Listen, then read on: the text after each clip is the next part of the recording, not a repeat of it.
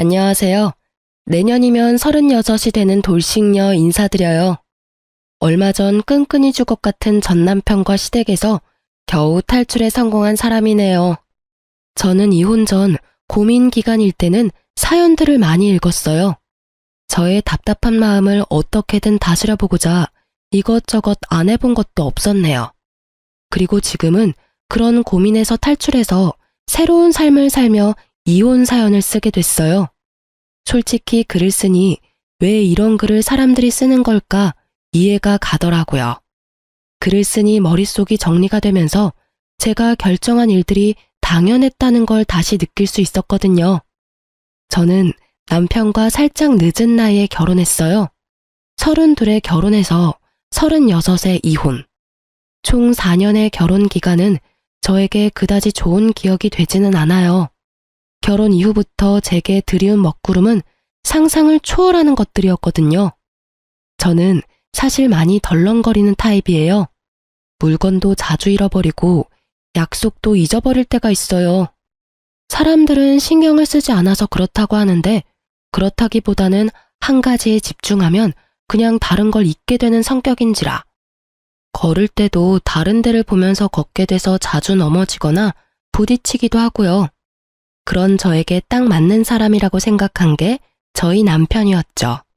꼼꼼하고 계산적인 남자. 무엇이든 준비가 되어 있지 않으면 시작조차 하지 않는 남자. 그런 남자가 제 남편이었어요. 그럭저럭 괜찮은 궁합이라는 생각이 들지 않나요? 자주 잊어버리고 부딪히는 저와 모든 걸 준비해서 완벽하게 행동하는 남편. 저와 모든 것이 정반대였지만 그런 부분에 반해서 결혼한 게 맞아요. 그런데 그게 잘못됐던 거죠. 결혼이 왜 신중해야 하는지를 잘 알고 있어야 했는데 저희는 결혼과 함께 제 명의의 신혼집으로 들어갔어요. 제 집이라기보다는 아버지의 집이라고 말하는 게 정확할 것 같네요. 친정아버지가 사주신 집이니까요. 결혼할 때도 아버지가 많이 해주셨어요. 위로 오빠 둘과는 나이 차가 있다 보니 막내딸에게는 유독 많은 애정을 지니고 계셨거든요. 그렇게 결혼식 때도 우리는 그리 큰 돈을 들이지 않았어요. 그리고 그런 저희를 보며 시댁에서도 무척 좋아하셨고요. 능력 있는 친정이라며 좋아해 주셨고 남편도 제게 잘하겠다며 말해줬거든요.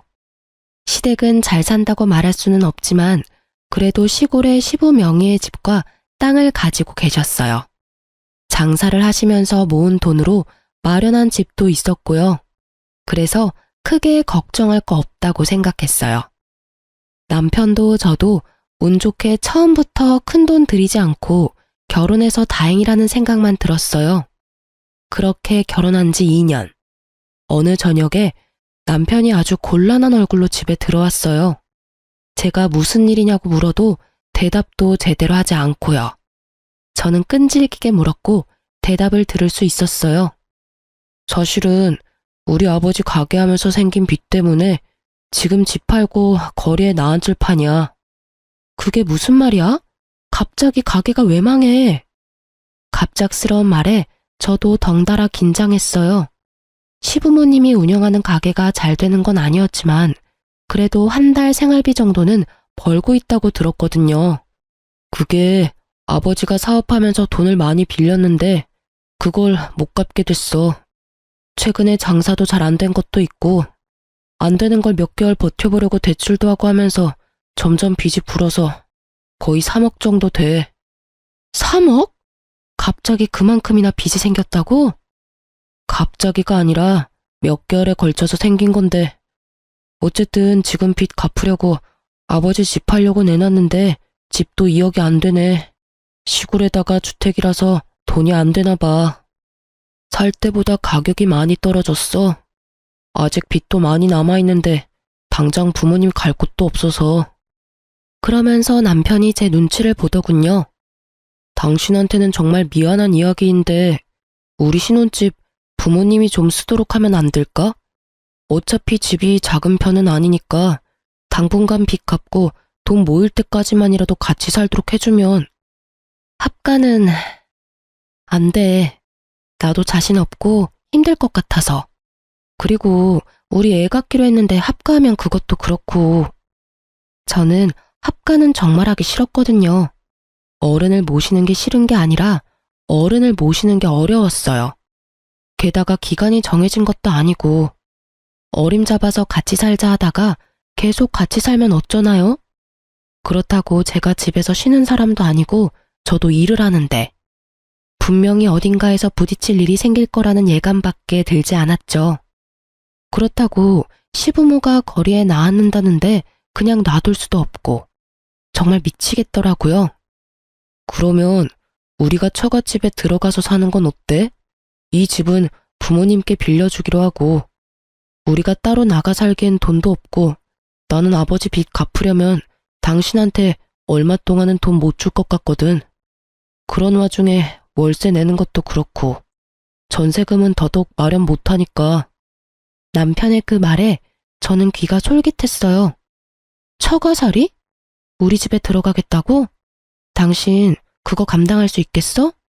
내가 합가가 싫은 것처럼 당신도 싫으면 하지 마. 말하면서도 남편이 겪을 불편한 일들이 떠오르더군요. 저야 우리 집이니 편하게 지낼 수 있겠지만 남편은 출퇴근부터 집에서 쉬는 것까지 편하게 할 수 있는 일이 없을 것만 같았거든요. 그렇지만 이 상황에서 그렇게 하는 건 나쁘지는 않다는 생각은 들었죠. 집이 2층 집인데다가 2층에 있는 오빠와 제 방은 여전히 비어 있거든요. 손님방으로 쓰기로 해서 간단한 침구와 테이블 정도만 있어서 지금 당장 들어가도 나쁘지는 않았어요. 게다가 평수도 꽤 돼서 2층에 우리가 살면 굳이 1층과 자주 마주치지 않아도 된다는 장점도 있었죠. 필요 없는 짐은 여기 두고 시부모가 쓰도록 하고 필요한 것만 들고 가서 친정집에서 사는 것도 좋을 것 같았죠. 하지만 독립한 지 얼마 되지도 않았는데 집에 들어가는 것도 민망했고 좋은 일도 아닌 나쁜 일로 들어가게 되는 것도 싫었어요. 부모님 눈치도 보이고 남편과 시댁이 우리 집에 신세를 지는 모양이라 남편 자존심이 상할까봐 그것도 걱정됐고요. 그렇지만 남편 말대로 저희가 전세나 월세를 낼 만큼 돈이 있는 것도 아니었죠. 어떻게 하나 고민하다가 일단 부딪혀보기로 했어요. 되면 그렇게 하고 안 된다면 다른 방법을 찾아보기로 한 거죠. 그럼 아빠한테 전화해서 물어볼게.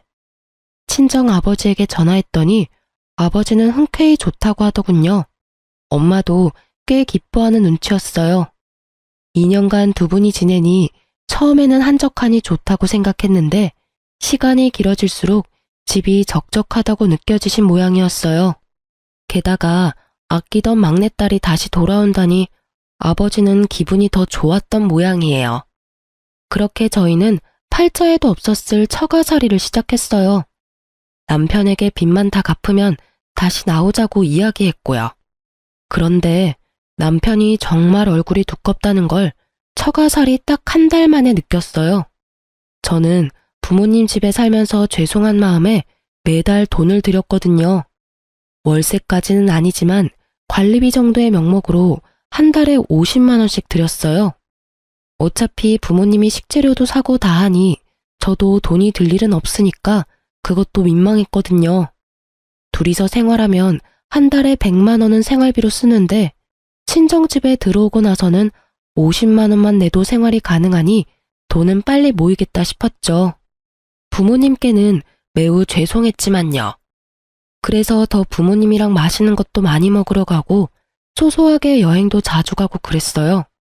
물질적으로 못하는 건 정신적으로 해줄 수 있다고 생각했으니까요.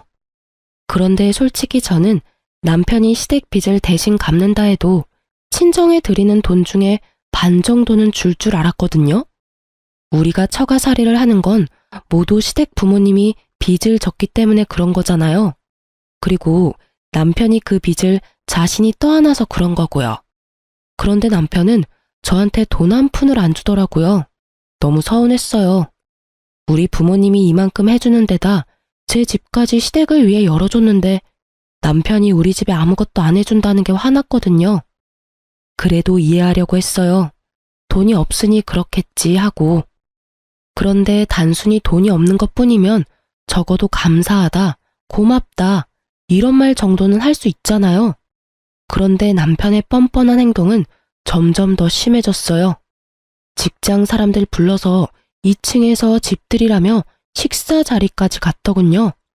이때 정말 화가 머리 끝까지 났어요. 갑자기 그날 아침에 직장 사람들 올 거라고 말해서 엄마와 함께 요리하고 뭐하고 다 했는데 와서는 제대로 집사람들 소개도 안 해주고 홀라당 2층으로 올라가서 먹고 마시고 늦은 시간까지 시끄럽게 굴었거든요.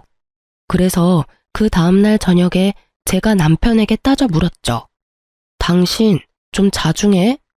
여기가 우리 신혼집인 줄 알아? 엄연히 처가댁인데 왜 그렇게 눈치 없게 굴어? 어떻게 사람들 그만큼 데려와서 잔치를 해? 게다가 들어와서 우리 부모님 소개도 안 해주고 없는 사람들 취급하고 여기가 당신 집이라도 되는 양 착각하는 거야?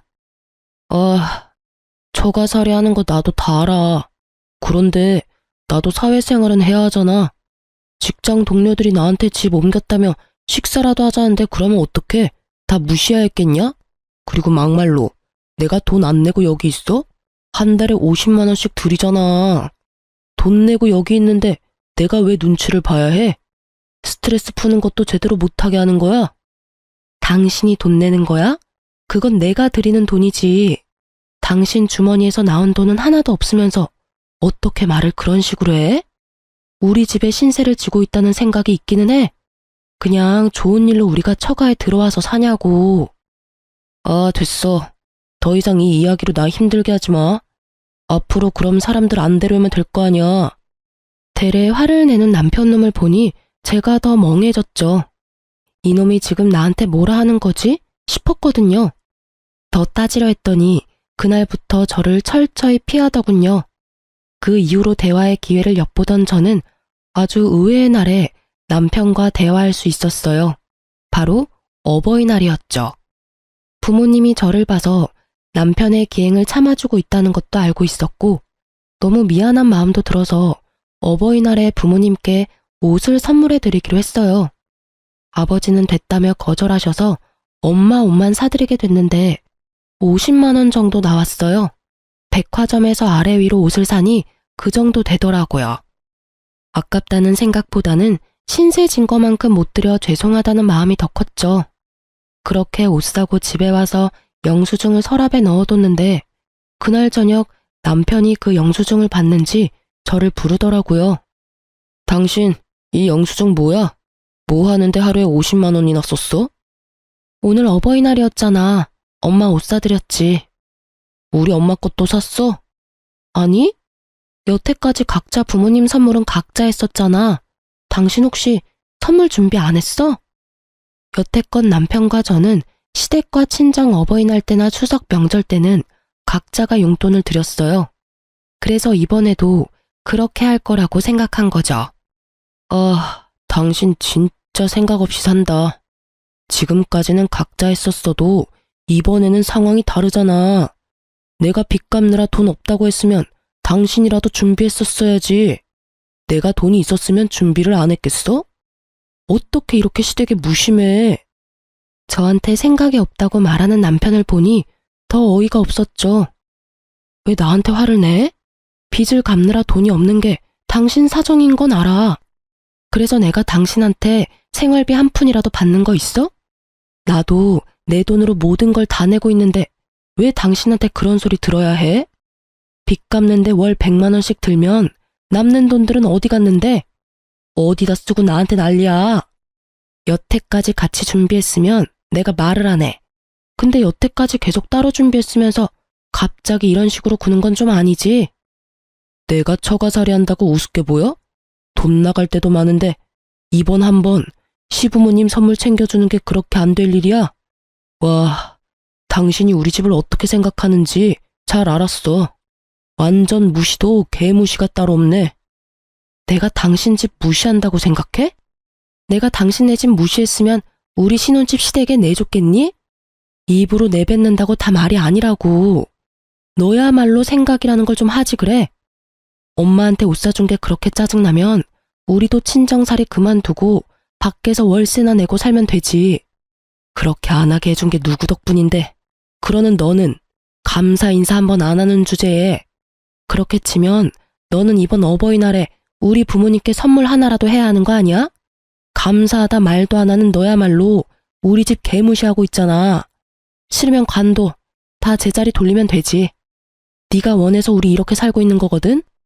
제 말에 남편이 입을 꾹 다물더라고요. 하고 싶은 말이 많은 것 같았지만 말로는 이길 수 없다는 걸 깨달은 것 같더라고요. 솔직히 지금 당장 제가 시댁 식구더러 나가라고 하면 어떻게 되겠냐고요. 친정 덕분에 겨우 사람 구실하며 살고 있는데도 모가지 뻣뻣하게 세워서는 마치 부모님의 선의가 당연한 권리인 양 취급하는 남편이 너무 꼴보기 싫었어요. 이참에 남편의 그런 생각을 아예 날려주고 싶기도 했고요. 시부모님이 돈 한 푼 안 내고 우리 집에서 사시는 것, 당신이 돈 한 푼 안 내고 친정에서 사는 것, 알고 있으면 최소한의 예의는 지켜. 언제까지 처가살이 해야 할지 모르는 상황에서 우리한테 밥 차려줘, 청소해줘, 다 해주는 우리 엄마한테 고마워하는 자세라도 가지라고. 솔직히 모질게 말하고 싶지는 않았지만 말하지 않으면 절대 모를 거라 생각해서 일침을 놔버렸죠. 남편은 그 뒤로 저와 이야기하려고 하지 않더군요. 삐친 것 같았어요. 그래도 그 일이 있고 나서는 친정엄마에게 가끔 감사하다고 말하기 시작했죠. 그것만으로도 다행이라고 생각했어요. 그날의 말다툼을 기점으로 서너 달 지났을까요? 남편의 행동이 묘하게 수상해졌어요. 몰래 핸드폰을 자주 보고 제가 무슨 일 있냐며 물으면 금방 폰을 꺼버리거나 주머니에 집어넣었어요. 기분이 싸하더군요. 그런 모습을 처음 본 터라 더 수상한 기분이었죠. 혹시 남편이 바람 피우나 싶어서 남편 통장 내역부터 뒤졌어요. 통장이 있으면 내역 정리가 가능하니까. 아무리 봐도 통장에는 외도의 증거는 없었어요. 그런데 보다 보니 그것보다 더 수상한 점이 생겼어요. 남편 월급이 들어오면 빚 갚느라 돈이 나간다고 알고 있었는데 빚 갚는 돈이 없더라고요. 매달 나가는 금액은 보험, 통신비 등등 뭐 이런 적은 금액들 뿐이었고 1억에 대한 대출금은 전혀 없었어요. 그때 정말 뒤통수 한 대 세게 맞은 기분이 들었어요. 설마 아니겠지 했는데 이놈은 빚을 갚을 일이 없는 거예요. 그러면서 빚 갚는다는 이유로 돈 한 푼 안 내고 남편과 시댁은 우리 친정에 기생충 같은 짓거리를 한 거였어요. 저는 어디까지가 거짓말일지를 생각해 봤어요. 설마 빚이 있다는 것마저 거짓일까? 그렇다면 시부모님이 왜 집을 팔았나? 그런 생각들이 꼬리를 물며 저를 괴롭혔죠. 남편에게 따지려다가 제가 제대로 알고 따져야지 싶어서 며칠 동안 끙끙 앓는데 모르는 번호로 제게 전화가 왔어요. 전화를 받으니 상대방이 그러더군요. 안녕하세요. 사모님, 저 남편분 부하 직원인데요. 잠시 할 이야기가 있어서 그러니 나와주세요. 남편 부하 직원이 왜 저한테 할 이야기가 있어요? 전화 통화로는 안 되나요? 통화로 하기엔 좀 그냥 나와서 듣는 게 좋을 것 같네요. 저는 상대방 목소리에 깔린 묘한 당당함을 눈치챘어요. 나와 주겠냐고 묻는 게 아니라 나오라는 어투가 딱 감이 오더라고요. 상간녀. 보통 바람 피운 년들이 더 당당할 때가 있잖아요. 딱 그거였던 거죠. 그리고 그때 진짜로 알게 된 거죠. 이 인간이 바람 폈구나 하고요. 빚이 사라졌다는 의문 때문에 왜 제가 통장 내역을 뒤졌는지를 까맣게 잊어버리고 있었던 거죠. 그 전화를 받고 열이 오를 대로 올라 저는 남편과의 결혼 반지를 빼서 휴지통에 쳐넣었어요. 없는 빚마저 만들어내서 돈 없는 척하며 사치 부리며 살더니 결국은 젊은 여자랑 바람까지 난 남편과 더 이상 함께하고 싶지 않았어요. 그것도 친정집에서 살고 있으면서 바람을 피운 그 대담한 놈을 용서하고 싶지도 않았고요. 이혼만이 정답이라고 생각이 들 정도였거든요. 저는 만만해 준비하고 그 여자가 오라는 곳으로 나갔어요. 거기에서 본 건 남편이 저번에 우리 집으로 데려온 직장 동료 중에 한 사람이었어요. 막내, 새파랗게 어린 여자였죠. 딱 봐도 사회초년생일 상간녀는 앉아서 우유를 마시고 있더군요. 왜 저를 보자고 하셨어요? 초면에 이런 말 죄송한데 주임님 옆에 그렇게 기생충처럼 붙어있지 말고 제발 떠나주세요. 주임님이 저한테 그러셨어요. 저랑 결혼하고 싶지만 와이프가 이혼을 안 해주겠다고 했다고요. 저는 그 이야기를 들으며 묘한 수치심과 분노가 생기는 걸 느꼈어요. 기생충이란 단어를 저에게 쓰다니. 기생충이라는 단어는 남편이 그렇게 이야기하던가요? 그 말에 상간녀는 고개를 끄덕이더군요. 화가 나서 따지려다가 순간 아주 좋은 생각이 났어요. 상간녀의 말을 들어보면 남편이 상간녀에게 거짓말을 했다는 거잖아요.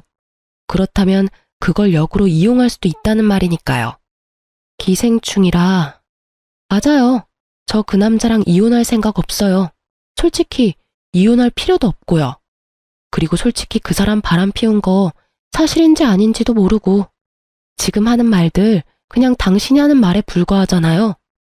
왜 그 사람을 이렇게 괴롭혀요? 다 알아요. 당신이랑 당신 부모가 주임님 집에 들어와서 흥청망청 살고 있는 거요. 본인한테 부끄럽지도 않아요? 어떻게 가족들이 다 같이 들어와서 주임님만 고생하게 만드냐고요. 이 정신 나간 남편놈은 이 젊은 상간녀에게 저와 우리 부모님이 남편 집에 들어와 얹혀 사는 것처럼 말했더라고요. 그 이야기를 들으니 열이 받았지만 일단 저는 그 여자에게 말했어요. 그래서요? 그게 뭐가 잘못됐어요? 부모님이 힘들면 같이 모시고 살 수도 있지. 힘들다고 말했다고 해서 당신이 무슨 권리로 그런 말 하는 건데요? 아, 상간녀라서 그런 말 하는 거예요? 제가 이혼해주면 결혼할 수 있을 것 같아서. 근데 법적으로는 제가 와이프예요.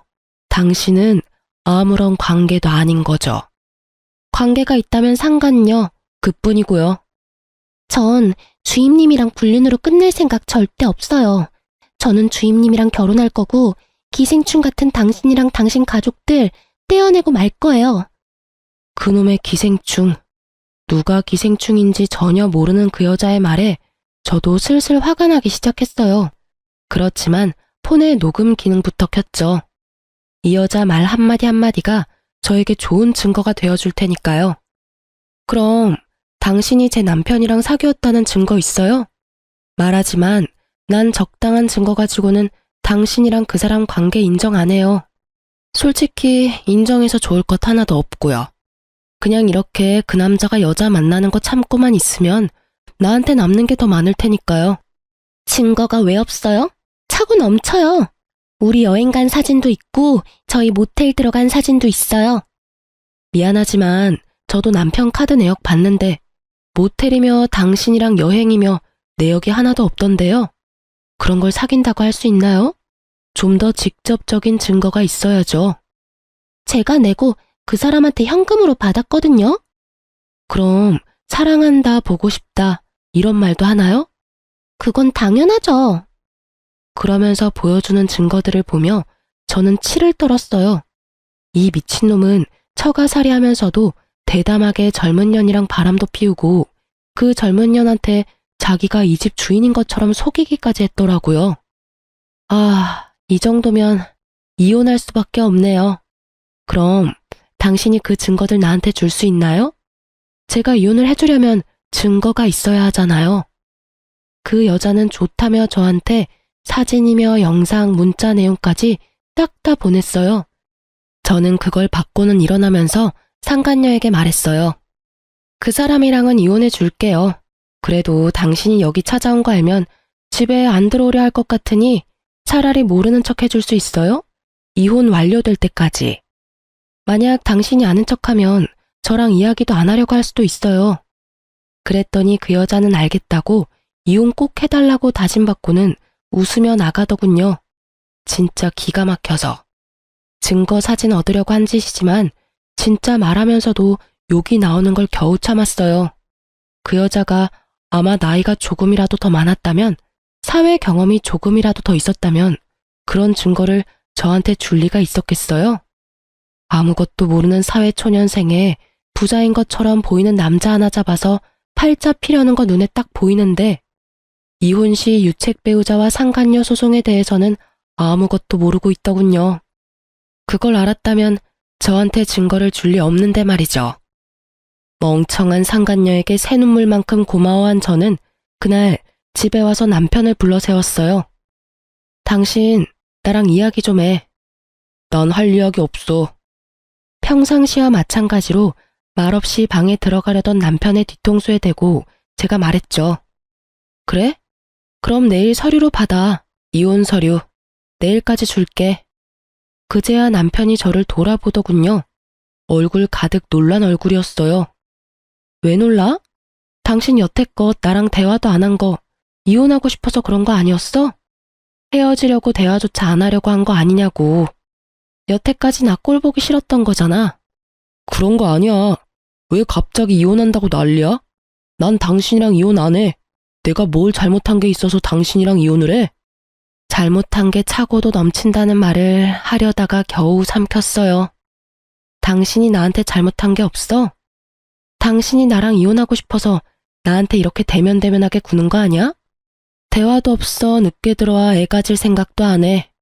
그게 바로 이혼하자는 신호였겠지. 내가 늦게 알아채서 미안하니까 이혼 바로 해줄게. 아니야, 그런 거 왜 지레짐작하고 그래? 진짜 바쁘고 힘들어서 그래. 이혼 이야기 절대로 꺼내지도 마. 앞으로 좀 더 노력할게. 일찍 들어오고 아기도 가져보자, 우리. 그러니까 이혼은 생각도 하지 마. 내가 잘할게, 응? 아, 왜 이혼 안 해주려고 하는데? 나는 이제 이렇게 살기 싫어. 지치고 힘들어. 당신이 원하는 대로 다 해줬는데도 정작 나한테는 지금 뭐가 남았는데? 네가 보내는 그 짜증난다는 눈빛만 남았잖아. 넌 모르지? 네가 날 어떤 눈으로 보고 있는지. 참 보고 있으면 기분 더러운 눈빛이거든? 내가 왜 너한테 다 줘가면서 그런 혐오를 받아야 해? 나도 내가 소중해. 그냥 다 끝내고 새로 시작하고 싶어. 제 말에 남편 놈은 아주 당황스러워 보였어요. 이혼은 자기 계획에 없던 일이었나 보죠. 하긴 우리 집에서 계속 빨대 꽂으려면 저와 부부 사이여야만 가능하다는 전제가 있으니까요. 아까웠나 봐요. 그러니 이렇게 애가 달아서 난리죠. 이혼이 그렇게 쉽게 되는 건 아니지. 게다가 나 빚도 있는데 당신마저 헤어지자고 하면 이혼하고 싶으면 돈을 줘. 당신이 정 이혼하고 싶으면 돈 받고 헤어져 줄게. 정신 나간 놈. 정말로 거머리 같은 놈. 이혼하고 싶으면 돈을 달라고 하더라고요. 남편 바람 피우는 걸 제가 모르고 있다고 생각하고는 그렇게 이야기하는 거겠죠. 아마 제가 외도 이야기부터 했으면 절대 이혼 못 해준다고 끝까지 매달릴 게 뻔했죠. 자기 잘못인 걸 알고 있는데도 유책 배우자 되면 위자료까지 나한테 줘야 하는 걸 알잖아요. 지금 그 남자가 우리 집에 꽂고 있는 빨대가 한두 개여야 말이죠. 그만큼 많이 빨아먹고 있으면 당연히 떨어지고 싶지도 않겠죠. 정말 모기 같은 인간이라는 생각이 들었어요. 남의 피 쪽쪽 빨아먹는 새끼. 저는 남편에게 최대한 태연한 표정으로 말했어요. 내가 먼저 이혼하자고 했으니까 당신이 떳떳하면 위자료든 재산 분할이든 가져가려면 가져갈 수도 있겠지. 이혼 소송에 조정이나 합의하면 어차피 우리끼리 결론 안 날 거 뻔하니까 그러면 괜찮지? 그 이야기에 남편이 잠시 생각하는 듯 하더니 알겠다고 하더군요. 그렇게 남편과 저의 이혼 소송이 시작됐어요. 저는 소송 중에 남편의 상간녀로부터 넘겨받은 외도 증거를 싹 다 제출했어요. 남편은 그 증거 때문에 유책 배우자가 돼서 저한테 위자료를 지급해야 할 상황이 유력해졌죠. 남편이 친정집으로 저를 찾아와서는 따지더군요. 당신 설마 내 뒤를 캐고 다닌 거야? 그거 어디서 얻은 자료야? 남의 핸드폰 뒤지거나 보는 거 사생활 보호법으로 걸릴 수도 있거든? 다 알고 지금 나 엿먹이는 거지? 난 법에 저촉된 적 한 번도 없어. 그 증거 자료들 당신 상간녀한테서 다 넘겨받았어. 본인 허락하에. 본인이 직접 나한테 줬지. 못하면 그날 같이 대화한 녹음도 들려줄까? 아, 당신이 상간녀한테 잘 전해줘. 그때 대화 유용했고 그쪽 원하는 대로 이혼해줬다고. 그리고 내가 왜 당신한테 엿을 먹여? 원하는 대로 해줬는데 왜 너한테 욕먹냐고. 그 여자 만나고 싶어서 바람핀 거 아니야? 그러면 그 여자한테 가면 되잖아. 나한테 무슨 메리트가 있다고 여기 와서 이래? 제 말에 남편이 입을 벌리고는 아무 말 못하더군요. 그 여자가? 남편은 믿지 못하겠는지 상간녀에게 전화를 걸어 확인을 하더군요. 너 설마 와이프한테 직접 이혼해달라고 했어? 그랬어. 오빠가 헤어지고 싶은데 와이프가 들러붙는다며. 그래서 내가 정리해준 거야. 나 잘했지? 그럼 이제 우리 둘이 그 집에서 살 수 있는 거야? 천진난만하고 아무것도 모르는 백침이 넘치는 목소리를 들은 남편 얼굴이 하얗게 질렸더라고요. 오빠, 왜 대답이 없어? 이혼 잘 되고 있는 거 맞지? 그럼 우리 결혼식은 어디서 할래? 좀 비싼 데서 해도 돼? 나 엄청 홀 넓은 데서 결혼식 하는 게 꿈이었는데. 스드메라도 먼저 알아볼까? 근데 결혼식 빨리 해야 할지도 몰라. 사실은 나 오빠 아이 임신했거든. 저도 몰랐던 새로운 소식을 전하는 수줍은 상간녀의 전화를 남편이 뚝 끊어버리더군요. 확인 다 됐지? 상간녀가 애까지 가졌다니 축하해. 나랑 이혼하고 둘이 결혼 빨리 하면 되겠네. 그 여자를 얼마나 사랑했으면 나랑은 몇 년이 되도록 애가 안 생기는데 그 여자하고는 얼마 되지도 않았는데 애가 생겨? 그래놓고 나한테 잘하겠다. 나를 사랑한다. 그따위 말을 그렇게 쉽게 할 수 있는 거야? 당신 말에 진실 따위 없다는 건 이제 다 알았어. 그리고 당신이 그 여자한테 친정 부모님과 나에 대해 뭐라고 했는지는 잘 들었어. 뭐라더라?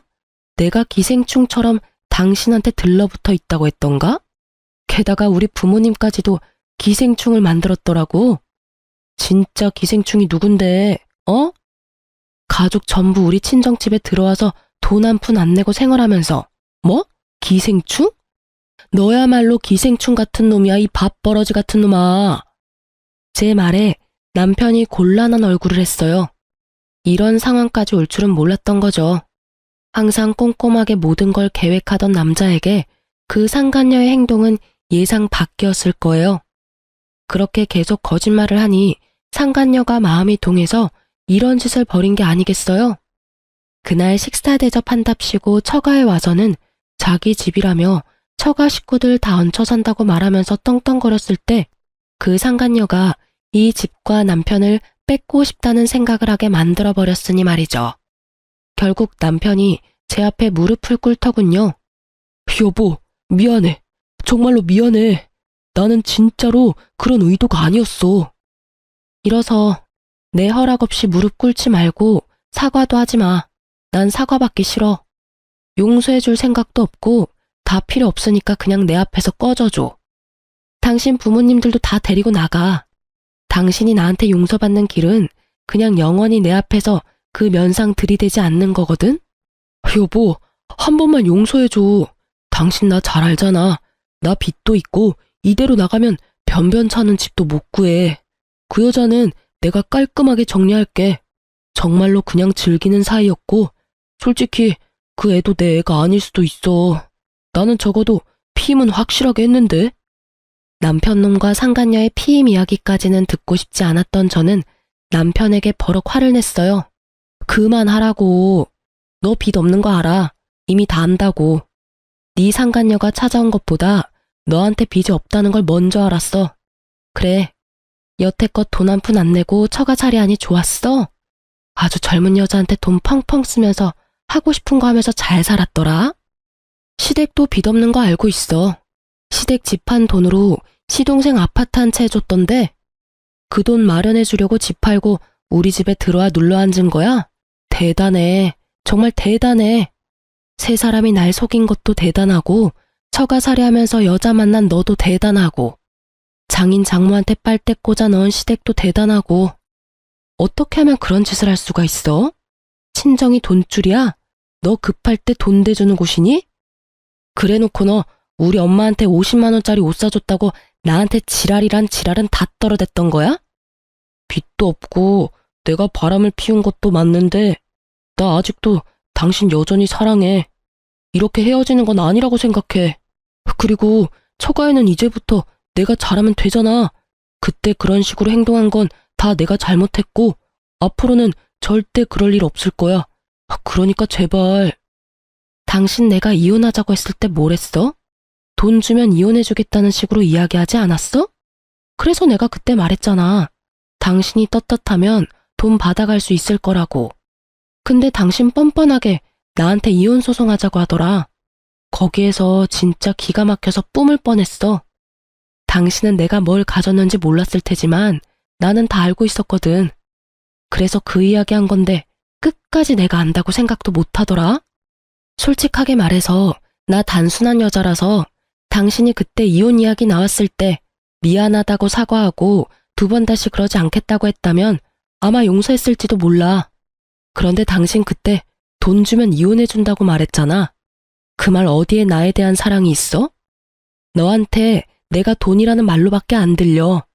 그래도 내가 그렇게 쉽게 보여서 이번만은 다행이라고 생각해.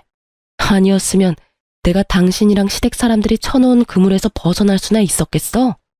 그런 거 아니야, 여보. 진짜로 나는 당신밖에 없고.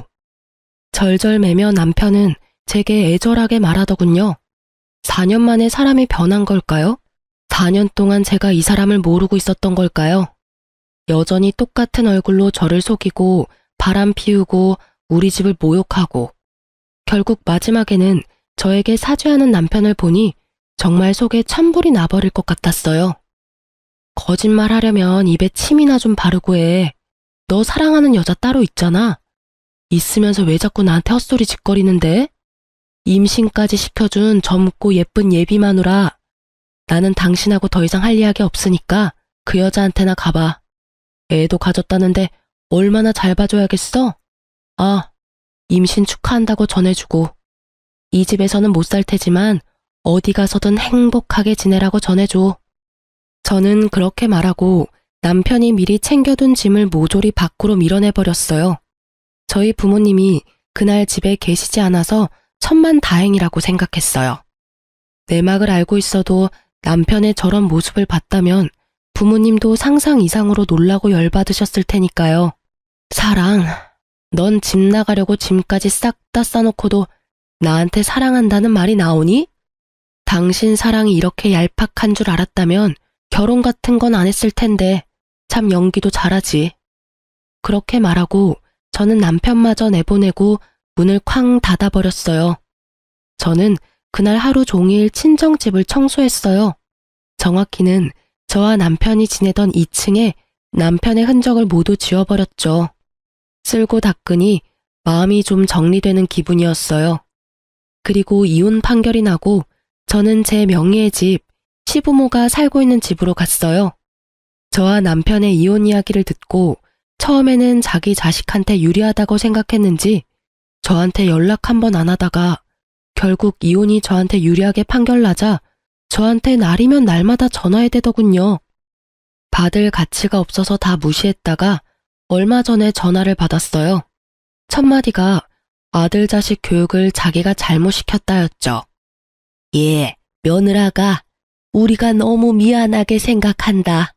아들놈도 정말 많이 반성하고 있어. 앞으로 그런 불미스러운 일 안 일어나도록 잘 교육할 테니까 어떻게 우리 아들 버리지만은 말아줘. 죄송한데 상간녀는 이미 임신했어요. 그렇게 바라시던 손주가 생겼는데 그쪽을 좀 더 소중하게 대해주세요. 저는 이미 인연 끊었고 서로 남남인 사이예요. 그리고 엄밀히 따지면 제가 남편을 버린 게 아니라 남편이 저를 버린 거나 다름없으니까 저한테 그런 말씀하셔도 제가 어떻게 해드릴 수가 없어요. 그러면 우리라도 계속 여기서 살 수 있게 해주면 안 되겠니? 월세를 내라면 낼게. 아니면 전세라도 좋으니 어떻게 좀 안 될까? 지금 당장 나가면 우리 길거리에 나앉게 되는데 예전에 정을 봐서라도. 안 돼요. 이 집은 아버지랑 상의해서 팔기로 결정했어요. 최대한 빨리 집 좀 비워주세요. 이런 말할 필요도 없지만 미리 말씀드리는 거예요. 예정을 봐서요. 우리는 못 가. 여기가 우리 집인데 어디를 가니? 계속 이러시면 경찰에 신고할 거예요. 제 말에도 의견을 굽히지 않는 시부모를 보며 제가 한 가지 타협안을 제시했죠. 어머님, 집 판 돈으로 도련님네 집 해준 거 알아요. 아파트 한 채 사주셨다고 했죠? 어차피 도련님 이제 결혼도 했고 둘째 며느리도 거기 있는데 그곳에 가서 신세지면 어떠세요? 그 집 마련하는데 돈까지 대줬으면 당연히 부모님 같이 모신다고 하겠죠. 제 말을 듣던 시모가 살짝 관심이 있는 표정으로 듣더군요. 그리고 그 다음날 짐 다 뺐다면서 연락이 왔어요. 그러면서 욕을 아주 시원하게 적어두셨더라고요.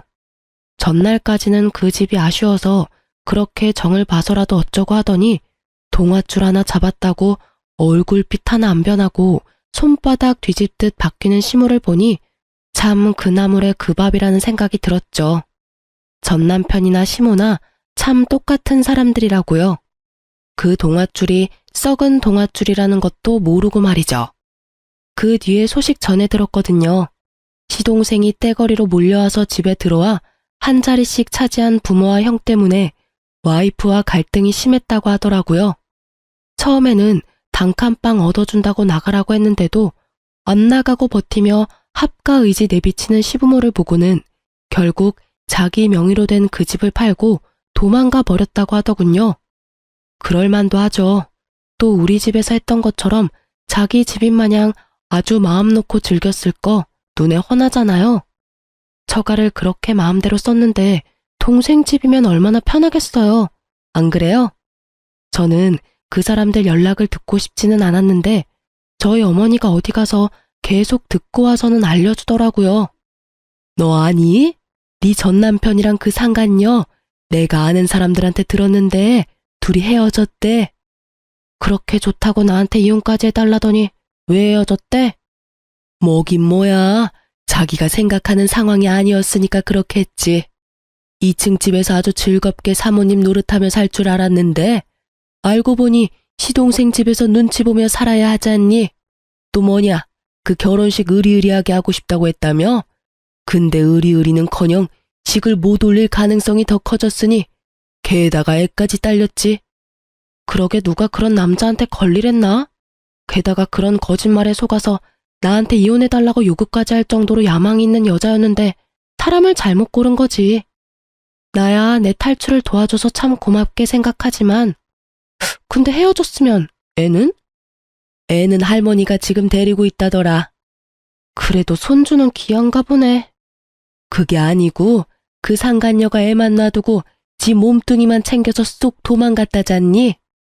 참 대단들 하네. 어쩜 그렇게 살 수 있을까? 헤어져 달래서 헤어져 줬는데 왜 오래오래 검은 머리 팥불이 될 때까지 지내지도 못하지? 저는 웃자고 던진 말이었는데 친정엄마는 심각한 표정으로 말하더군요. 너 진짜 잘 빠져나왔어 얘. 그 집 사람들 정말 그대로 있었으면 우리 집 재산 다 빼먹고도 남았겠다. 들었지? 네 명의로 된 집으로 대출 받으려다가 실패했다던 거. 그런 일이 있었대요. 그 집에 들어가고 얼마 안 됐을 때 그렇게 시도했다가 실패했다고 하더라고요. 그 사람들이 우리 집을 돈으로 보고 있다는 게 증명된 셈이었죠.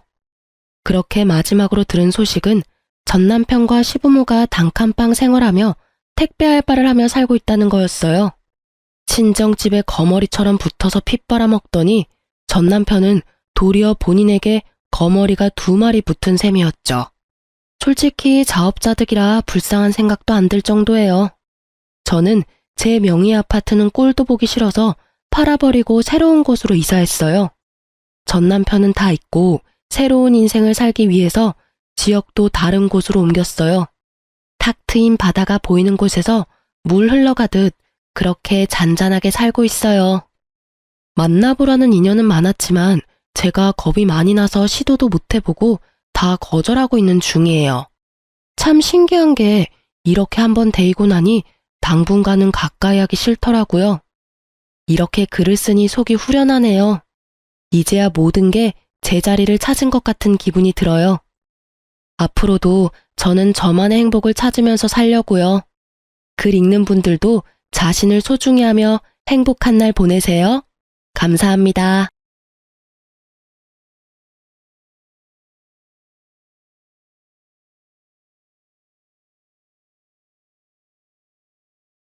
안녕하세요.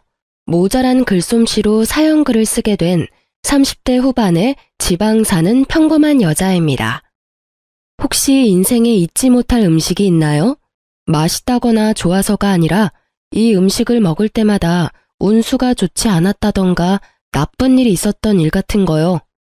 저에게는 그런 음식이 딱 하나 있어요. 많은 사람이 평생에 한 번은, 아니 매년 먹고 좋아하는 미역국이에요. 제 이혼과 이 미역국은 떼어놓을 수 없는 관계거든요. 제가 왜 미역국을 싫어하게 되었는지 여러분께 차분히 들려드릴게요.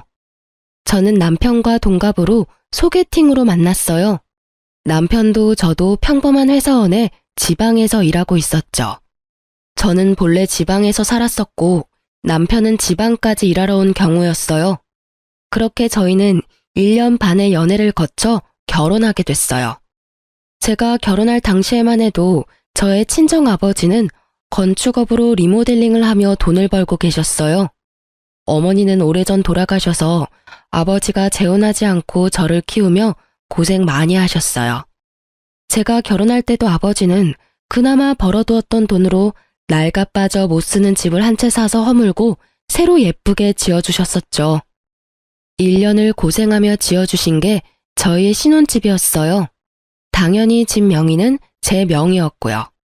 고마움과 기쁨을 담았고 남편도 당시 아버지께 감사하다고 했었어요. 그러나 저희 결혼하고 4년이 지났을 무렵 아버지가 일을 하다 다치셨어요. 다시 돌아가고 못하고를 결정할 수준이 아니라 병원에 입원하고 안 하고를 결정할 수준이었기 때문에 저는 그때부터 아버지의 병구안에 매달려 있었어요. 아침 일찍 일어나 집안일을 끝내고 출근해서 일하고 저녁에는 아버지 병수발을 들고 이게 저의 생활이었죠. 당시 저희는 임신이 잘 되지 않은 상황이어서 애를 가지려고 노력하던 차였는데 아버지의 병 때문에 시기가 계속 늦춰지고 말았어요. 그래도 남편의 일에 지장이 없도록 냉장고에는 반찬을 가득 만들어두고 주말에는 일찍 돌아와 남편과 함께 했죠.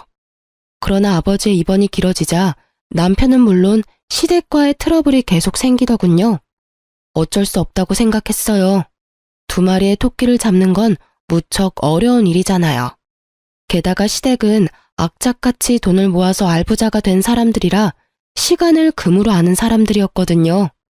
그 사람들에게 저의 병수발은 그야말로 시간을 허공에 뿌리는 것과 같다고 했어요. 시댁은 결혼할 때도 모은 돈을 아껴 썼어요. 그래서 원하던 결혼식도 하지 못했죠. 그때마다 돌아온 말은 엄마도 안 계시니 뭘 모른다는 말이었어요. 그때 왜 그 말을 참았는지. 차라리 화를 내고 결혼하지 않았더라면 더 나을 뻔했을지도 모른다고 생각해요.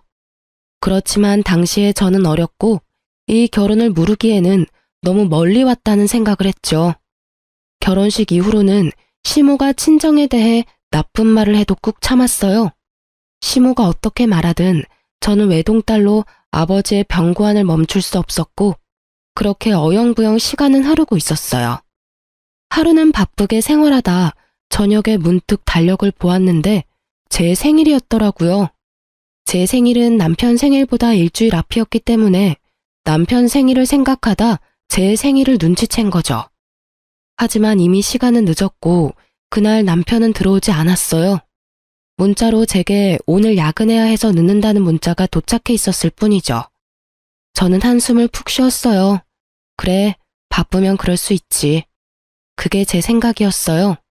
솔직히 이때쯤에는 그런 거 하나하나에 의미 부여하며 나를 챙겨주지 않은 남편을 탓할 힘도 의지도 없었어요. 게다가 나이가 30대에 내 생일 안 챙겨줬다며 투정 부리는 것도 웃기잖아요. 저는 그냥 이번 생일은 그냥 넘어가자 하고 편하게 생각했어요. 그래도 남편 생일은 챙겨줘야겠다 싶었는데 하필이면 그날 아버지 수술 날짜가 잡혀 있었어요.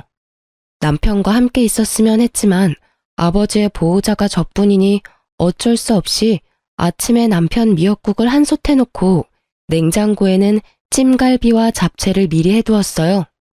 저는 탁자 위 쪽지에 용건과 축하한다는 말을 써놓고 병원으로 향했어요. 아버지의 수술은 그리 성공적이지는 않았어요. 그냥 상태를 지켜볼 수밖에 없다는 상황이었죠. 아버지가 정신을 차릴 때까지 병원에 있다 보니 이미 저녁 시간대가 되었더군요. 아버지는 매번 이곳에 와 있는 딸에게 고마워하면서도 미안한 마음을 가지신 것 같았어요. 저에게 가장 많이 한 말이 자신이 제게 짐이 된 것 같다는 표현이었죠. 저는 그런 말 하지 말라고 웃으며 아버지를 달랬어요. 남편이 잘해준다. 걱정할 거 없다. 그 사람이 나 대신 집안일도 잘해준다. 이렇게 거짓말을 늘어놓으면서요. 아버지가 걱정할 만한 일을 전하고 싶지는 않았어요. 제가 한 말이 거짓말이라 하더라도 아버지에게 마음의 위안이 될 수 있었다면 다른 거짓말도 많이 했을 거예요. 그렇게 저녁 9시쯤 저는 집에 도착했어요. 지친 몸을 이끌고 집 안에 들어서는데 현관에 신발이 가득하더군요. 평소보다 많은 신발에 이 늦은 시간에 누가 왔나 싶어서 안으로 들어갔더니 시모, 시부, 남편까지 거실에서 TV를 보며 저를 기다리고 있었더군요. 어머님, 아버님, 당신까지 오늘 무슨 일 있었어요? 왜 저희 집 거실에서... 너 여태껏 어디서 놀다 왔어? 놀다 오다뇨. 오늘 아버지 수술 날짜 잡혀서 아버지 수술하는 거 기다리고 깨시는 것까지 보고 왔어요. 허구한 날 그놈의 아버지. 예, 너는 아직까지 결혼한 게 실감이 안 나니? 출가 외인이라는 말이 왜 생겼는지 몰라? 너 시집 오면 우리 집에 충성해야 하는 거야, 충성. 제가 충성을 안 하는 게 있었나요? 시댁 어르신들 생신 때든 어버이날이든 추석 명절에도 꼬박꼬박 가고 김장도 빠진 적 없고요. 일주일에 한 번씩 꼬박꼬박 전화도 드리는데 제가 뭔가 모자란 게 있었나요? 너희 아버지한테 너무 목매는 거. 아무리 사돈어른이 혼자서 힘들게 사신다고 해도 너는 우리 집에 더 노력을 해야 하잖아.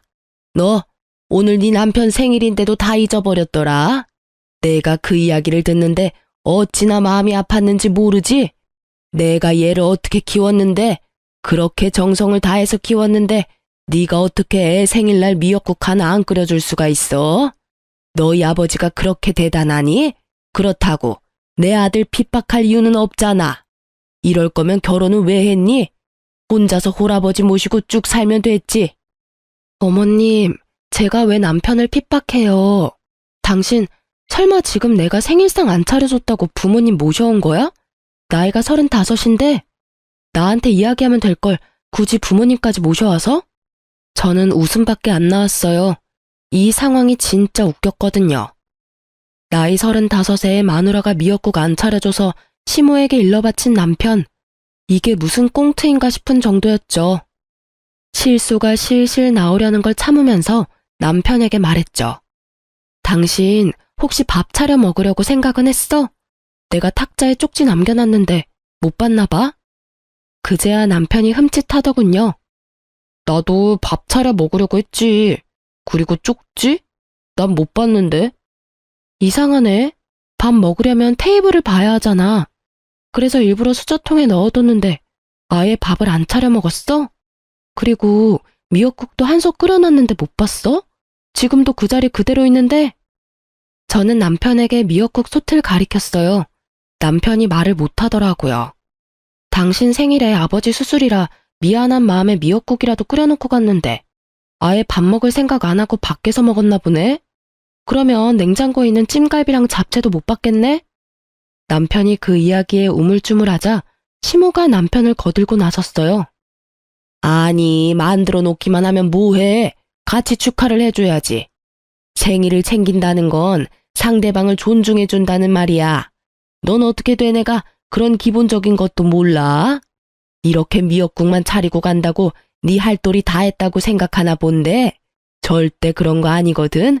이 상황은 며느리 네가 잘못한 거야. 가족을 사랑한다는 마음이 없는 거지. 그 말에 툭 하고 제 이성이 끊겼어요. 참자 싶었거든요. 솔직한 말로 아버지 병원 왔다 갔다 하는 것만으로도 모든 체력을 다 써서 굳이 말다툼도 하고 싶지 않았어요. 그런데 갑자기 존중 어쩌고 하니까 더 열받은 거죠. 제 자식은 나한테 생일은커녕 새까맣게 잊고 있더니 감히 저한테 존중 따위를 노네요? 저도 열받아서 한마디 했어요. 존중요? 어머님은 제 생일이 언젠지 아세요? 시모가 입을 꾹 다물더군요. 아버님도 모르시죠? 여태껏 한 번도 저를 축하해 주신 적이 없으니까요. 그리고 당신은 내 생일 기억이나 해? 남편이 쭈뼛거리더니 그제야 아차 싶은 표정으로 말하더군요. 내 생일 일주일 전이잖아. 맞아. 그때 당신이 내 생일에 축하한다는 이야기 해줬어? 아니면 밥이라도 한 끼 사줬니? 아니면 선물이라도 줬어? 남편은 아무 말도 못했고 시모와 시부도 아차 싶은 표정이었어요. 당신이 내 생일을 잊었다는 거 나 아무 말 안 하고 넘어갔어. 나도 당신도 바빴던 데다가 그런 거 따질 나이도 지났으니까. 근데 어머님 말씀 들으니까 화가 나네? 당신은 어떻게 나를 그렇게 존중할 생각이 없어? 아니면 나를 가족으로 생각을 안 한 거야? 아니면 아예 관심이 없었니? 제가 쏘아붙이는 말에 남편도 시모도 절절 매더군요. 시모는 본인이 한 이야기가 있으니 뭐라 하지도 못하고 남편은 잊어버린 게 본인이 맞으니 아무 말 못하고. 그런 건 아닌데. 아이씨, 엄마는 왜 별것도 아닌 거로 이렇게 집에 와서 난리를 쳐대. 그냥 조용히 넘어가도 됐잖아. 뭐? 네가 나한테 와서 며느리가 너한테 신경 안 써준다고 한마디 해달라고 그랬잖아. 뭐 결국은 그런 거죠. 남편이 또 나이값 못하고 시모에게 떼쓰더라고요. 일러 바친 남편이나 그 말 듣고 아들 집에 와서 며느리 잡는 시모나 50보 100보 똑같은 사람들이죠. 저는 그런 남편에게 말했어요. 하긴 아픈 장인 병원에 한 번을 안아보는 당신이 나를 가족으로 생각했을 리가 없지. 안 그래? 매번 내가 아버지 병원에 가는 거 싫어했잖아. 그래서 매번 그걸로 싸우고. 솔직하게 말할게. 장인어른 아프다는 소리에도 병원 한 번 안 오는 너한테는 미역국 하나 끓여주는 것도 다행으로 생각해. 시어른과 남편은 제게 아무 말도 못했어요. 자기들이 하는 말을 그대로 돌려줬잖아요. 존중? 가족 사랑? 그게 없는 사람이 누군데요? 열받은 저는 멀뚱멀뚱한 세 사람을 두고 부엌에 가서는 아침에 만들어 놓은 미역국을 모두 싱크대 배수구 거름망에 촥 부어버렸어요. 그리고 다른 반찬들도 싹 다 꺼내서 음식물 쓰레기통에 확 부어버렸어요. 아깝다는 생각은 전혀 들지도 않고 그냥 그 순간은 속이 시원했어요. 내가 저런 남자한테 먹이려고 미역국을 만든 게 정신 나간 짓이지. 두 번 다시 내가 미역국을 만드나 봐라. 다 들으라는 식으로 크게 혼잣말하고 시원하게 쏟아붓는 미역국을 보니 그나마 막힌 속이 조금은 뚫리는 기분이었죠. 시모도 시부도 남편도 그런 저를 말리지 못하더군요. 결국 남편은 쭈구리가 돼서 방에 틀어박혔고 시부모는 부랴부랴 저희 집을 떠났죠. 저는 이때부터 남편에게 화가 나기 시작했던 것 같아요.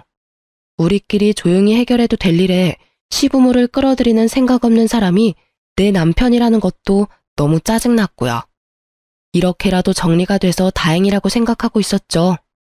저는 이때 이 사람들이 제게 더 반박하지 않은 게 다 본인들이 잘못했다는 걸 깨달아서 그런 거라고 생각했는데 그게 아니라 다른 음흉한 생각이 있었던 거예요. 제가 그걸 알게 된 건 아버지의 3일장 마지막 날이었어요. 미역국 사건이 있고 몇 달 안 돼서 아버지는 결국 돌아가시고 말았어요. 너무 죄송한 마음이 많이 들었어요.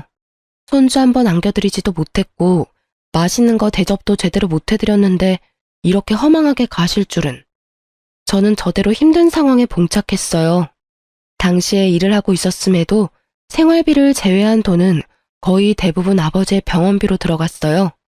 실비로 나온 것도 많았지만 그 외의 비용도 만만찮게 많이 들었었거든요. 결국 친정집은 아버지가 돌아가시고 완전히 폭삭 사라져버렸죠. 아버지가 노후를 보낼 생각으로 구해두었던 집은 결국 빚만 잔뜩 남긴 채 다른 사람에게 팔려갔고 딸인 제게 남은 건 몇만 원 남지 않은 아버지의 통장들이었죠. 이미 결제한 장례식 비용을 어떻게 갚아야 하나 걱정하던 중 남편과 시댁에서 저를 찾아왔더군요. 이제 막 모든 것이 끝나고 마음을 추슬러야 하는 이때 그들이 저를 데리고 간 곳은 한정식 가게였어요. 저는 처음으로 이 사람들이 고생한 나를 위해 이곳에서 식사를 대접해준다고 생각했어요. 여태까지 서운하고 힘들었던 마음이 천천히 녹아드는 기분이었죠. 하지만 이상하다는 생각도 했어요. 시부모와 남편 신우가 저를 무척이나 살피는 표정으로 바라보았거든요. 이상하게 생각하기는 했지만 깊이 생각하지는 않았어요. 아니, 생각할 여유가 없었다는 게 맞는 말일 것 같아요. 그렇게 한정식 코스 요리를 다 먹고 났더니 마지막으로 식사가 나왔어요. 그런데 제 식사에 미역국이 나왔더군요. 저는 주변을 보았어요. 나머지는 미역국이 아니었거든요. 제 생일도 아닌데 왜 미역국을 주나 싶었는데 식사가 얼추 끝났다 싶었는지 그제야 시모가 입을 떼더군요. 그래, 고생했다. 아버지 3일장 끝났으니 이제 한시름 놓을 수 있을 거야. 네. 그리고 우리가 네 생일날 무심했던 게 너무 미안해서 이곳으로 데려온 거야. 그러니 그 일은 잊고 새로 좋은 가족이 되어보자는 의미로 받아들이면 된다. 이 미역국이 그런 의미였나 싶어 미역국을 한술 떴어요. 입으로 미역국을 가져가려는데 시모가 말을 하더군요. 그리고 네 아버지가 돌아가셨으니 내가 너에게 제안할 게 있어. 너도 그리 나쁘지는 않은 이야기일 거다. 너 병원에 입원해 계신 내 시어머니를 알고 있지? 너의 시조모 말이다. 네, 여러 가지 지병으로 요양병원에 입원해 계신 건 알고 있어요. 너희 아버지 간병하면서 이래저래 병간호일도 몸에 붙었을 테니 이번에는 네가 너희 시조모 수발을 좀 들어줘야겠다. 저는 순간 당황해서 미역국을 먹지도 못하고 고개를 들어 시모 얼굴을 쳐다봤어요. 제가요? 그럼 너 말고 누가 있겠니? 다 늙어서 힘도 없는 이 시어머니가 아랴? 너 여태까지 네 아버지 수발 잘 들었잖니? 설마 지댁에서 시키는 거라서 하기 싫다는 건 아니지? 공짜로 하라는 건 아니다. 네 시조모 앞으로 보험금이 좀 있어. 그분이 자기 수발 드는 자식에게 그 보험금 전액을 수령인으로 해주겠다 하지 않니? 어차피 오늘 내일 하는 늙은이고 네가 일만 잘해주면 손쉽게 상속받을 수 있는 일이야. 당시 시조모는 간병사가 모시고 있었는데 시조모는 가족들이 자기를 버렸다고 생각한 것 같았어요. 그러면서 수발 들어주는 사람에게 남은 재산인 보험금을 주겠다고 했던 거예요. 시부의 형제자매가 이남 일녀였는데 하겠다고 나선 사람이 선뜻 없던 모양이에요. 그리고 아무 지식도 없는 큰아버지의 손주가 간병하러 갔다가 시조모에게 욕만 얻어먹고 쫓겨난 모양이라 이 사람들은 제가 그 역할에 딱 안성맞춤이라 생각한 모양이더군요. 눈앞에 미역국이 갑자기 꼴도 보기 싫어지면서 제가 여태 이 방에서 먹은 것들이 역겹게 느껴졌어요. 이 사람들이 내게 마음을 써줄 리가 없다는 게 너무나 확 다가왔거든요. 그럼 제가 시조모님을 모시면 그 수령이는 제 이름이 되는 건가요? 그건 아니지. 당연히 아들 이름으로 들어가게 되는 거지. 그럼 안 할래요. 할 필요가 없잖아요. 어차피 남편 이름으로 들어가면 저한테 한 푼도 안 떨어질 테니까. 여보, 무슨 소리야. 내가 당신 섭섭지 않게 잘 챙겨줄게. 부모님 나 당신 3등분하면 딱 되지 않을까? 무슨 소리야. 왜 이야기가 그렇게 돼? 고생은 내가 다 하는데 당신이랑 시부모님은 왜 돈을 그만큼 가져가? 아, 지금 남의 돈 욕심내는 거야? 솔직히 그 보험금이 당신 돈은 아니잖아. 우리 할머니 할아버지가 모은 돈을 왜 네가 다 가져가려고 하는데? 그럼 나한테 시키지를 말아야지. 솔직히 나도 하고 싶은 마음도 없고 돈도 얼마 안 되는 것 같고. 안 그래? 그럼 그냥 그 돈 큰아버지나 고모님 주면 되지. 내가 안 하면 그 돈 구경도 못하는 건 그쪽이잖아. 당신도 말하는 거 웃기네. 내가 돈 욕심을 내? 욕심내는 게 누군데? 나야 일하고 정당하게 받는 거라고 치지만 당신이랑 어머님은 아무것도 안 하고 내가 고생한 거 홀라당 하겠다는 거랑 뭐가 달라? 재주는 곰이 부리고 돈은 주인이 받는다더니 딱 주인 노릇하려고 그러는 거 내가 모를 줄 알았어? 보자 하니까 사람을 아주 집안에 달린 식모처럼 부리려고? 야, 적당히 까불어. 누가 언제 너 식모처럼 부린대? 말 똑바로 해라. 돈 준다잖아. 솔직히 장인어른 아플 때는 돈 없이도 수발 잘 만들더니 왜 시자가 들어가니까 하기가 싫어? 솔직히 네 아버지 노가다로 돈도 못 벌고 고생만 했잖아. 돈 한 푼 없는 영감 모실 때는 효녀인 척 다 하더니 왜 우리 할머니 보험금 많다니까 그 돈 탐나서 이런 식으로 뻣뻣하게 구는 거야? 너 지금 우리 아버지한테 뭐라고 했어? 이 새끼야, 지금 네가 살고 있는 그 집도 그 노가다 하는 아버지가 준 집이다. 와, 네가 이런 식으로 생각하는 줄 알았으면 애저녁에 너랑 인연 끊어버리는 건데. 그리고 네가 돈 준다면 내가 그 수발 드는 거 할 줄 알았어? 천만금, 아니 억만금을 줘도 나 그 집에서 수발 안 들어, 미친 새끼. 그 집구석에 자식 손주가 몇 명인데 내가 수발을 들어? 그리고 어떻게 된 집구석이 그 많은 사람 중에 한 사람 나서서 들겠다는 놈이 없어? 양심은 어디다 갖다 팔아먹었니? 남한테 대리호도 시키고 돈 빼내가는 도둑놈 같은 놈이 남의 아버지를 욕해? 그만해라. 너 남편한테 그런 말버릇은 너무하지 않니? 그리고 하기 싫으면 관둬. 대신 그거 하기 싫으면 이혼해. 어차피 우리도 너한테 정 같은 거 없어. 가족이 서류로 연결만 된다고 가족이니? 끈끈한 피가 없이는 가족이 못 되는 거야. 너 대신 우리도 좋은 며느리 찾아볼 테니까 너도 네 갈 길 가. 보자 하니 아주 남편을 쥐잡듯 잡고 있어. 너는 시부모가 눈 시퍼렇게 뜨고 보고 있는데도 아주 남편을 잡는구나. 생각이라는 게 있긴 하니? 이혼하라고 그러면 제가 겁나서 예, 수발 들게요 할 줄 알았나 봐요. 근데 어쩌죠? 저도 이제는 더 이상 그쪽 집안이랑 상종도 안 하고 싶은데. 자식 새끼를 어떻게 키우면 저렇게 장인어른한테 막말하는 놈으로 키울 수가 있어요? 게다가 여태껏 그런 성격도 잘 숨기고 있었네. 우리 집에서 편하게 들어와 살면서 열심히 우리 아버지 씹었겠네? 노가다 하는 영감이 해준 집에 돈 한 푼 없이 얹혀 들어와서 살았던 주제에 이혼할 테니까 오늘 내로 당신 짐 챙겨서 나가. 나 당신이랑 같이 사는 거 완전 징그럽고 더러워. 제 말에 벙친 건 남편이었어요. 갑작스레 이혼 이야기가 오가니 본인도 놀란 듯 하더라고요. 뭐 놀란 건 시부모도 마찬가지였지만요. 이혼하라고 하면 제가 겁나서 알겠노라 할 줄 알았나 보더라고요. 그런데 어느 딸이 아버지 모욕당하는데 가만히 있어요? 그런데 남편이 저한테 한숨을 쉬며 진짜 동정심 가득한 표정을 지으며 말하더군요. 당신 지금 제정신이야? 이 집 팔아봐야 얼마 안 나와. 그리고 어차피 재산 분할하면 이 집 판 금액도 나눠야 하고. 어차피 여기서 나쁜 건 당신인데 왜 당신이 당당하게 이혼하자고 하는 건데? 너 돈 있어? 어차피 당신 아버지 병수발 든다고 돈 다 썼을 거 아니야. 괜한 고집 부리지 말고 그냥 하겠다고 해. 그러면 완만하게 끝날 일이잖아.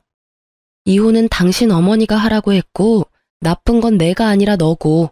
나를 유책 배우자로 만들고 싶은 모양인데 시댁 병수발 강제로 들라고 하는 거 문제 있는 거 몰라?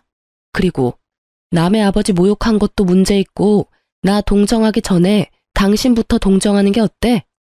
지금 이 집에서 나가면 어차피 당신 시댁 들어가거나 전세 월세 가야 할 텐데 당신도 돈 그리 많은 건 아니잖아. 안 그래? 오지랖 넓게 내 걱정은 하지 마. 나 알아서 할 테니까. 제 말에 남편도 시부모도 마치 저를 정신 나간 사람처럼 보더군요. 제가 이혼을 선택한 게 그 사람들한테는 어이없는 일이었던 것 같더라고요. 그렇지만 이 상황에서 어떤 여자가 시댁의 저런 요구를 받아들일 수 있겠어요? 돈 문제를 떠나서 남의 손으로 효도를 시키겠다는 그 마인드 자체가 잘못돼도 한참을 잘못된 거죠.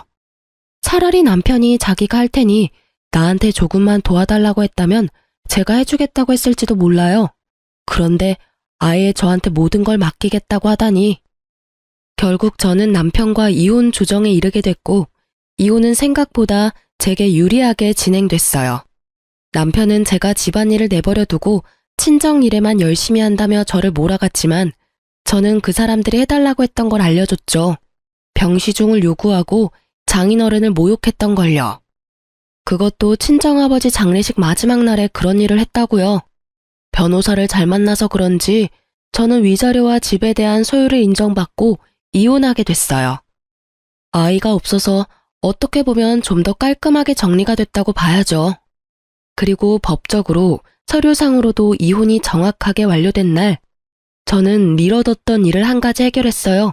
바로 아버지의 사망보험금을 타는 일이었죠.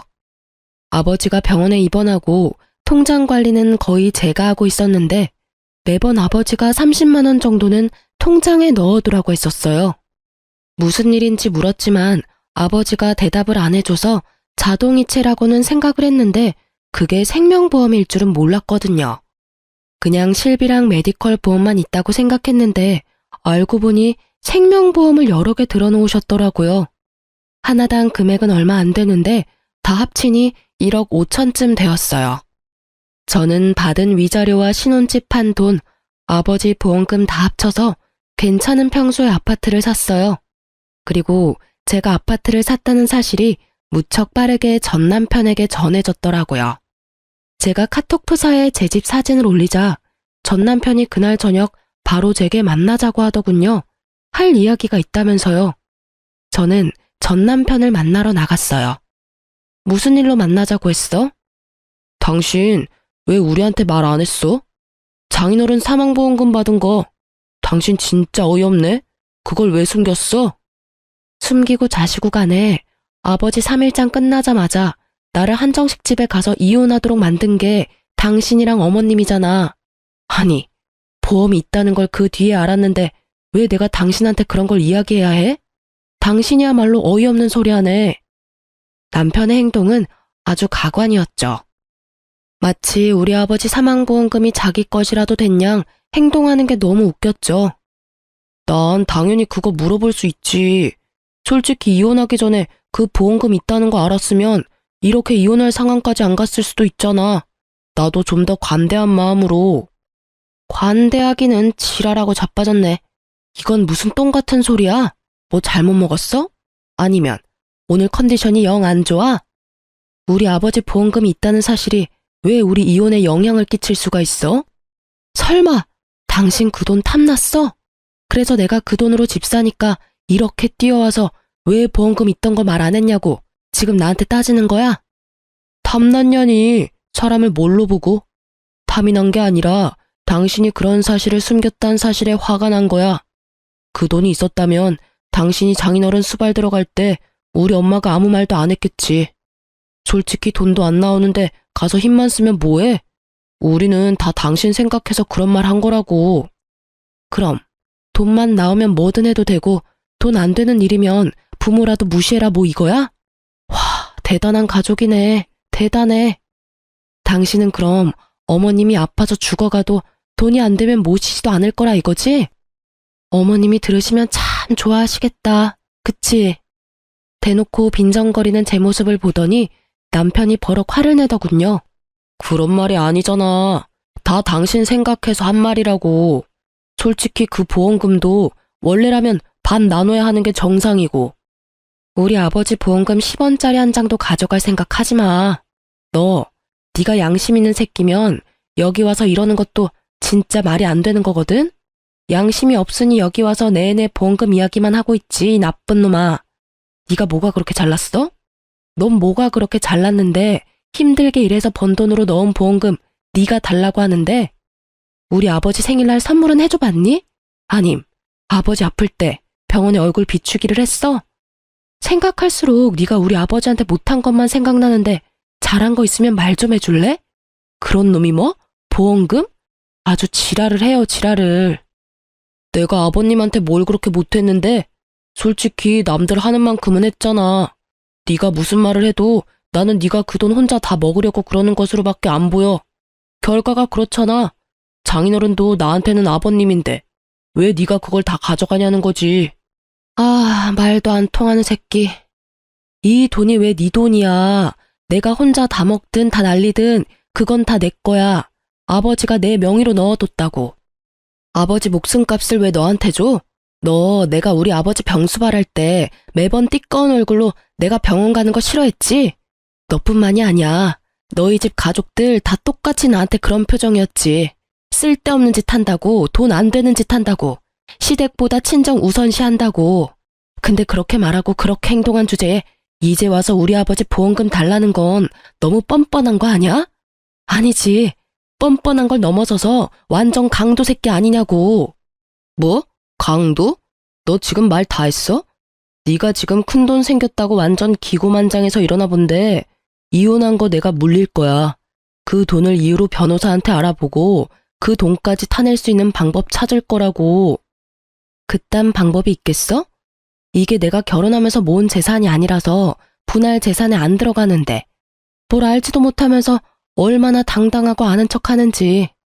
우리 아버지 노가다나 뛴다며 모욕적인 말할 때는 언제고 이제 와서 아빠 목숨값을 노려? 넌 진짜 인간도 아니야. 쓰레기지 쓰레기. 내가 미친년이지. 저런 놈도 전 남편이라고 나한테 사과할 줄 알고 나왔더니 사과는커녕 자기 돈도 아닌 돈 내놓으라고 생떼를 쓰러 온 줄도 모르고. 제 말에 적지 않은 충격을 받았는지 남편 놈은 그 자리에서 자기 변호사한테 전화해서 물어보더군요. 이혼이 결정되고 나서 알게 된 재산, 그것도 수령인이 내 이름으로 된 보험금. 그걸 나눌 수 없다는 이야기를 들었는지 전 남편은 씩씩거리며 그런 법이 어디 있느냐고 변호사를 다그치고는 전화를 뚝 끊어버리더라고요. 그러고는 저를 노려보면서 한마디 하더군요. 더럽고 치사해서 나도 그딴 돈 필요 없어. 혼자 사는 거 불쌍해서 와줬더니 사람을 날강도로 만들고 있어. 여태껏 돈 얘기 실컷 해놓고 이제 와서 뭘 내가 불쌍하대? 너야말로 불쌍하지. 돈도 없고 집도 없고. 이제 와이프도 없는 이혼남 아니냐고. 아니지. 그래도 너한텐 자랑스러운 부모님이 있잖아. 병시중 실어서 며느리 써먹고 보험금 가로채려던 부모. 그 부모가 그 모양이니 너가 가정교육을 똑바로 받았을 리가 없지. 한껏 비아냥거리는 제 말에 화가 났는지 전 남편은 이쪽은 아예 보지도 않고 자리를 뜨더군요. 자기가 만나자고 해놓고는 맘대로 안 되니 멋대로 떠나면서 제가 불쌍해서 와줬다는 전 남편을 보며 참으로 헤어진 게 잘한 일이라는 걸 실감했어요. 저런 찌질이 수전노 같은 인간이랑 같이 살았던 시간이 아깝다고요. 그런데 전 남편의 공격이 끝은 아니었어요. 그날 저녁 이후로 시모가 전화 왔더라고요. 너 이 싹수도 없고 돈만 밝히는 년, 너 일부러 이혼하자고 한 거 아니니? 그 돈 다 혼자 먹으려고. 모자지간 아니랄까봐 말하는 게 똑같더라고요. 돈을 왜 먹어요? 그리고 제일 먼저 이혼 이야기 꺼낸 거 어머님인 거 잊으셨어요? 저는 당신 말대로 한 것뿐이에요. 이혼하라고 하길래 더 이상 그 집안 사람들이랑 상종도 하기 싫어서 이혼하겠다고 답한 것뿐이라고요. 그리고 그때는 아버지 보험금 있는지도 몰랐거든요. 그러게 마음을 좀만 더 곱게 쓰시지 그랬어요. 그랬으면 제가 전 남편과 그 돈을 나눴을 수도 있었을 텐데. 아니지. 조금만 더 늦게 저한테 그런 요구를 했으면 그 돈의 행방이 좀 달랐을지도 모르죠. 뭐 어느 쪽이든 어머님과 전 남편이 잘못했다는 건 누가 봐도 확실한 일이잖아요? 그걸 가지고 저한테 책임 전가하지 마세요. 말이라도 못하면 밉지나 않지. 꼬박꼬박 말대꾸해. 그래, 돈 좀 가지니까 아주 네가 왕이라도 된 것 같지? 그게 얼마나 가겠냐. 넌 곧 망할 거다. 그런 악담과 함께 시모는 수화기 너머로 카악퇴하며 침을 뱉더라고요. 물론 저한테 튈 리는 없겠지만 시모의 의도대로 제 기분만큼은 아주 더러워졌죠. 망하든 잘되든 이제 상관없으니 더 이상 연락하지 마세요. 앞으로 연락하면 내용에 따라 경찰에 신고를 할 수도 있어요. 결국 제 으름장에 시모도 전화를 뚝 끊어버렸어요. 그렇게 한 소리 퍼붓고 나니 그래도 마음이 조금은 후련했어요. 그 뒤로 연락도 없어서 저는 평화롭게 지내고 있었어요. 아니요, 평화로운 척했죠. 필사적으로. 있는 게 이기는 거라고 생각하면서 말이죠. 그렇게 몇 달이 지난 뒤 저는 전 남편과 아주 어이없는 재회를 하게 됐어요. 그날은 오랜만에 미역국을 만든 날이었어요. 저는 아파트 화장실에 문제가 발생해서 인테리어 업자를 부른 상태였어요. 하는 김에 옛날식 인테리어도 확 바꾸려고 말이죠. 그런데 작업하는 분들이 들어오는데 전 남편이 있더라고요. 저랑 전 남편 둘 다 순간 어안이 벙벙해서 당황했지만 아무 일 없는 척하며 그들을 대했어요. 전 남편도 다른 사람들과 똑같이 작업복을 입고 있더군요. 그걸 보는데 처음에는 당황해서 말도 안 나왔지만 계속 보다 보니 웃음이 계속 나올 것 같더라고요. 저희 아버지 노가다 한다면 욕해놓고는 본인이 이혼한 지 몇 달 만에 비슷한 사람이 돼서 나타났으니 말이죠. 저도 전 남편도 다른 사람들 있을 때는 아무 말 하지 않았어요. 그리고 점심시간에 다른 사람들이 식사를 하러 간 틈에 저와 전 남편은 이야기를 나눌 수 있었어요. 여기가 당신 집인지는 몰랐어. 좋은 곳에 집 얻었네? 그동안 잘 지냈어? 전 남편은 그동안의 도끼가 좀 빠진 모양이었어요. 마지막에 봤을 때는 그렇게 당당하게 굴며 못되게 굴더니 말이죠. 난 잘 지냈지. 직장도 집도 안정돼서 편해. 당신은? 여기 있는 걸 보니 할머님은 아직 살아계시나 보네? 할머니 돌아가셨어. 그 말에 살짝 저도 놀랐어요. 돌아가셨다니 안 된 일이지만 보험금 받아놓고 전 남편이 이리 사는 게 이상해서 물었죠. 당신 그때 할머니 모시러 간다고 하지 않았었나? 당신 어머님이 나한테 시주모님 모시라고 할 때 그때 이야기해줬었잖아. 그분 모시면 돈 나온다고. 아, 다른 사람이 결국 할머님 수발 든 거야? 아니야, 내가 다 했어. 재혼하려니 시간이 촉박하고 어머니가 며느리한테 우리 목 나눠주느니 우리끼리 나누자고 하시는 바람에. 근데 알고 보니 다 거짓이었더라고. 뭐가? 거짓이랄 게 있어? 누가 거짓말을 했는데? 할머니가 가지고 계신다던 그 보험금이 아예 없는 거였어. 돌아가시기 전에도 이상하다 생각은 했었거든. 나가는 보험료가 얼마 안 되는데 그 큰 액수의 보험금이 있다니 말이야. 보험금 2억이랬나? 그때는 눈이 멀었었지. 그런 의심이 들었는데도 확인도 안 해보고. 아, 보험을 완납해서 그런가 보다 했거든. 근데 아니었어. 아예 생명보험 자체가 없었더라고. 설마. 제 말에 남편이 쓴웃음 지으며 말하더군요. 보험이 없었으면 차라리 나을 뻔했지. 근데 애매한 보험 하나가 있는데 거기서 할머니 돌아가시자마자 보험 대출 받은 거 갚아야 한다고. 결국은 가족들끼리 돈 보태서 갚고. 근데 어차피 얼마 안 되는 보험이면 대출 금액도 얼마 안 됐을 텐데. 갑자기 이렇게 돈이 없어질 리 없잖아. 월급에서 갚으면 금방 갚을 돈인데. 예리하네. 사실 할머니 보험금 이야기만 믿고 일 그만두고 사업을 크게 벌렸거든. 대출도 마구잡이로 하고 투자금도 여기저기서 끌어들였는데 결국 완전 망해버려서. 나 혼자 대출하고 투자금 받고 했으면 그나마 나았을 텐데 부모님 그 보험금 믿고 내 사업에 뛰어드시는 바람에 다 같이 망해버렸지. 부모님이 악착같이 모아놓은 돈 다 털어서 빚 갚고 나니까 남는 게 없더라.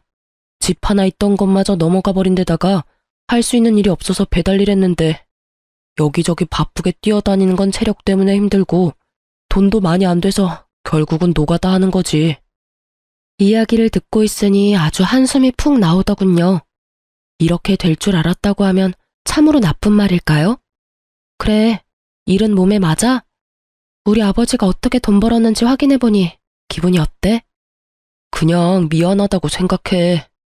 내가 그때는 왜 그랬나 싶은 거지. 아주 복에 겨워서. 투정 부리다가 일 다 망친 느낌이야. 당신이 아버지 병시정 들면서 본가에 자주 왔다 갔다 했거든.